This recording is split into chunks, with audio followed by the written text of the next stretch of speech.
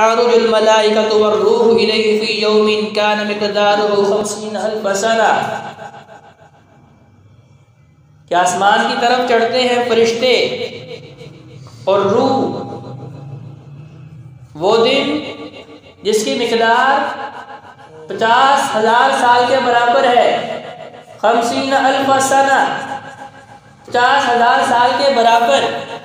اب اس حقیقت کو نبی کریم صلی اللہ علیہ وآلہ وسلم نے بیان فرمایا، اور مفسرین نے مختلف اس کی تفسیریں اور توضیحات بھی بیان فرمائی ہیں، لیکن اس کو آسان لفظوں میں سمجھنے کے لیے وہ بزرگ جو کبھی پیدل سفر کیا کرتے تھے ان سے پوچھیں گے کہ یہاں سے گجرانوالہ کا سفر آپ کتنی دیر میں طے کرتے تھے جب پیدل جاتے تھے یا گھوڑوں کے اوپر سفر کرتے تھے؟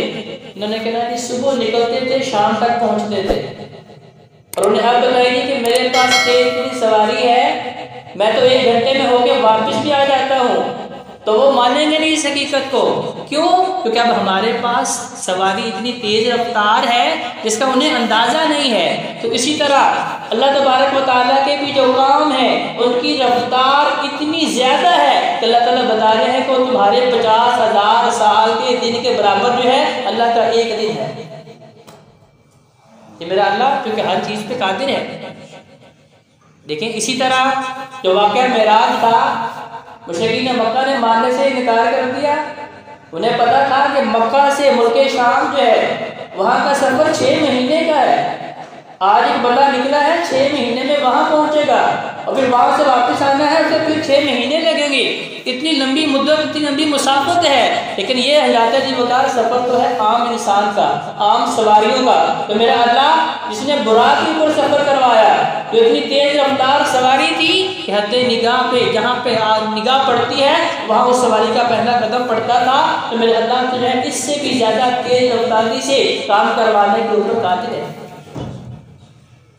لوگ کہتے ہیں کہ وقت روک دیا گیا، بھی وقت نہیں رکا، میرے اللہ تبارک و تعالیٰ نے اتنے مختصر سے وقت کے اندر یہ کام کروایا، یہی تو معجزہ تھا۔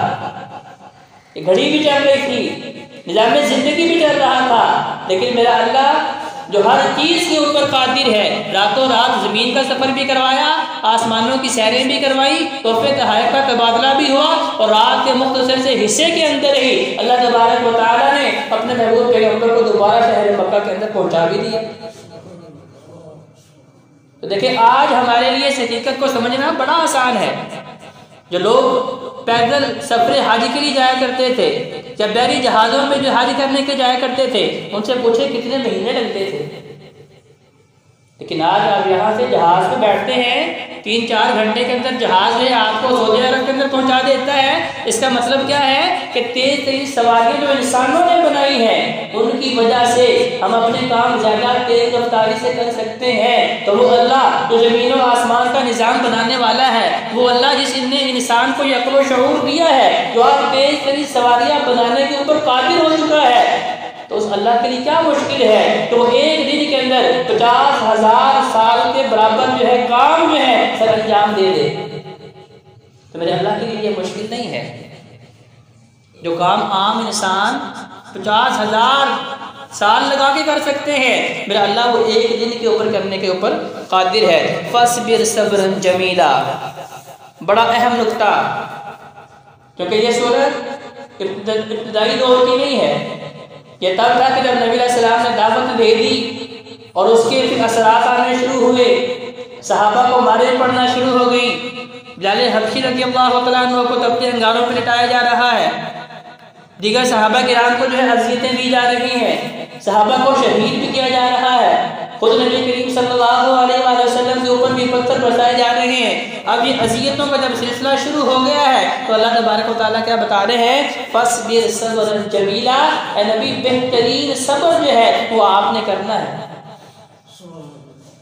کیونکہ صبر کرنے والے ہی لوگ جو ہیں وہ خسارے سے بچ سکتے ہیں۔ سورہ عصر کے اندر ہم پڑھ چکے ہیں کہ اللہ نے قسم اٹھا کے کہا تھا کہ سارے کے لوگ سارے خسارے میں ہیں، اِلَّا الَّذِينَ آمَنُوا وَعَمِلُوا الصَّالِحَاتِ، صرف وہ لوگ بچیں گے ان کا ایمان کھڑا ہوگا اور جن کے پاس عمل صالح ہوں گے وتواصوا بالحق، جو حق کی دعوت دیتے رہیں گے، وتواصوا بالصبر، اور جو اچھا صبر کا مظاہرہ کرتے رہیں گے، صرف وہی گھاٹے نقصان سے بچیں گے۔ اس کے علاوہ سارے کے سارے لوگ جو ہیں وہ ناکامی والے ہیں، وہ خسارے والے ہیں، وہ گھاٹے والے ہیں۔ تو یہاں اللہ تعالیٰ اپنے نبی کو بتا رہے ہیں کہ نبی فاصبر صبرا جمیلا، کیا یہ لوگ آج سے مطالبہ کر رہے ہیں کہ ان کے اوپر فوراً عذاب نازل کر دیں؟ اللہ کے لیے تو مشکل کوئی نہیں عذاب نازل کرنا۔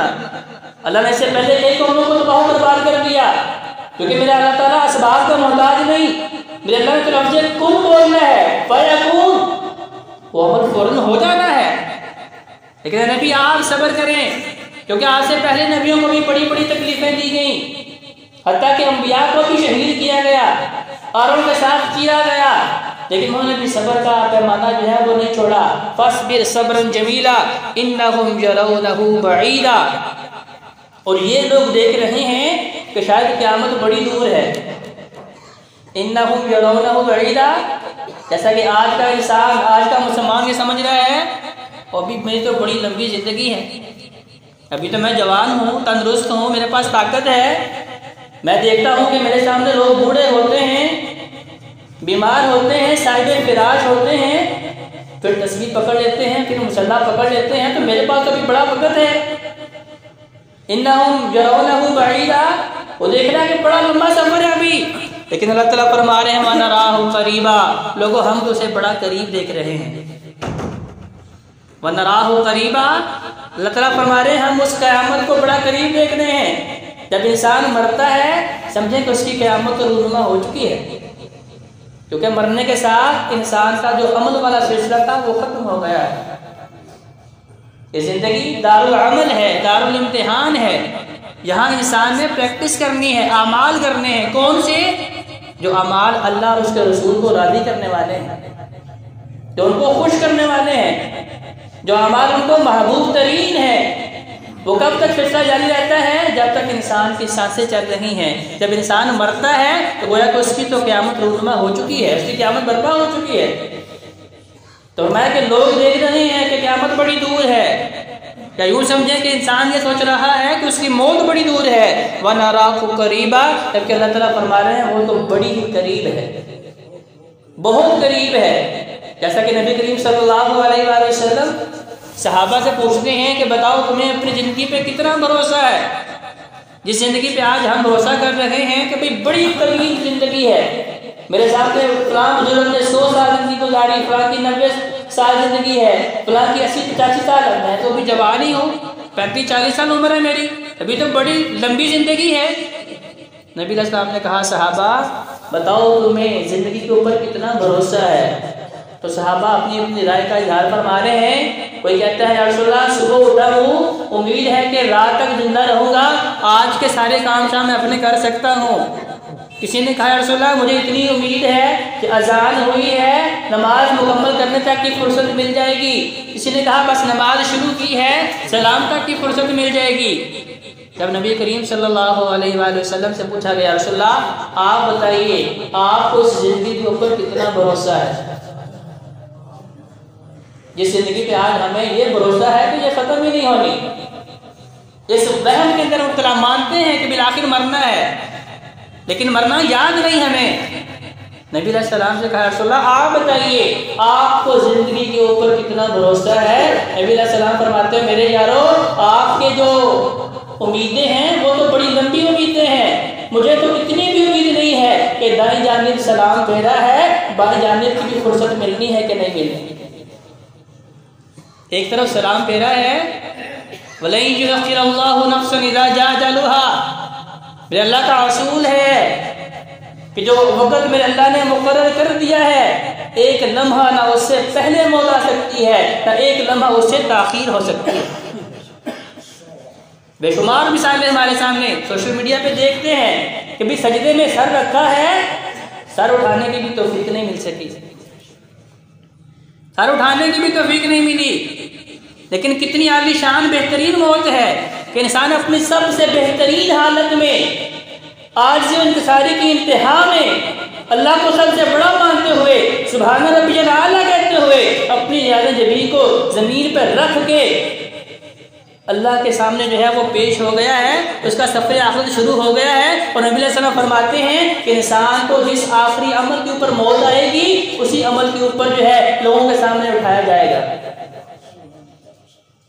لیکن دوسری جانب اگر انسان برائی کرتا ہے اور اپنی اس برائی کے اندر اسے موت آ جاتی ہے اور لوگوں کے سامنے اسی برائی کے اندر اٹھایا جائے گا تو وہ عالم کیسا ہوگا جب سارے لوگوں کے سامنے اللہ نے قرآن میں فرمایا کہ انسان کے اعمال نشر کیے جائیں گے، لوگوں کے سامنے بتائے جائیں گے، اریاں کیے جائیں گے، سب کو دکھائے جائیں گے، سب کو بتا دی جائیں گے۔ اس وقت انسان کی ندامت اور شرمندگی کا کیا